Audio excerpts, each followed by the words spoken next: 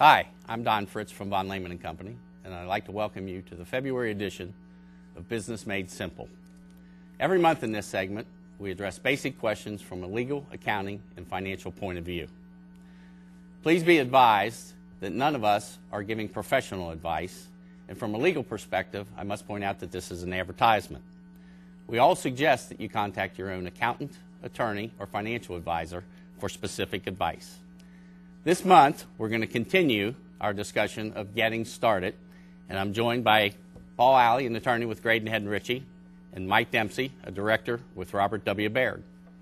To reach a new goal, we suggest a company prepare a business plan, a roadmap to a successful destination. This can apply to not only startup companies, but the companies looking to expand. One of the most important aspects of the business plan is the source of the funds to finance the plan. Mike, would you agree with that? I would agree with that, Don. Many good ideas don't get off the ground because of a lack of financial backing, planning, knowing who your investor group is, and how to drive the business plan. Where you start is your own financial position. Where we help add value to our clients is we help them, give them the tools to evaluate their risk, their leverage on their personal balance sheet, and decide whether they need an outside investor. If they do need an outside investor, there's generally 4 ways that I know of you can go.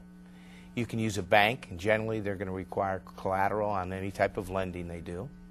An angel investor, so this is someone who's a high net worth investor, might be a family member, a friend, someone like that.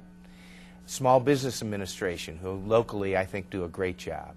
Or venture capital. Venture capital is professional investors who are looking to invest in your business, looking to take on either ownership or a specific rate of return, or both. Thanks, Mike. I'd like to briefly go over the items that we think would be in a good business plan. First is the executive summary, which would have your objectives, your mission, and your keys to success. That would be followed by a company summary, and then a detail of your products or services. Then you would have a market analysis, and then a discussion of your key management. Finally, you would have a financial plan. The last item would be the appendix, and that would contain all the critical documents to support all the detailed sections. Now, Paul, when would you typically get involved with the business plan? Well, Don, typically the attorney won't be involved in the actual drafting of the business plan, but there are certainly issues that should be discussed with the attorney at that stage. For instance, if there are investors or partners, you'll want to meet with the attorney to discuss the appropriate investment documents and terms. Sometimes the issues you deal with in the later governance documents are the very same issues that you have to deal with in the early planning, such as distribution of funds. I do encourage someone who's doing a startup to speak with an attorney fairly early because it will tend to clarify the planning process. A common thing that often comes up is the need for an employment agreement or a non-compete agreement to protect key personnel. Oftentimes people won't think about that on the front end, and later when you get in the give and take of negotiation, it can really slow things down. Thank you.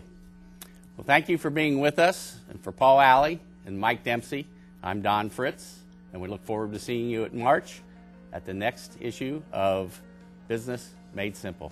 Thank you.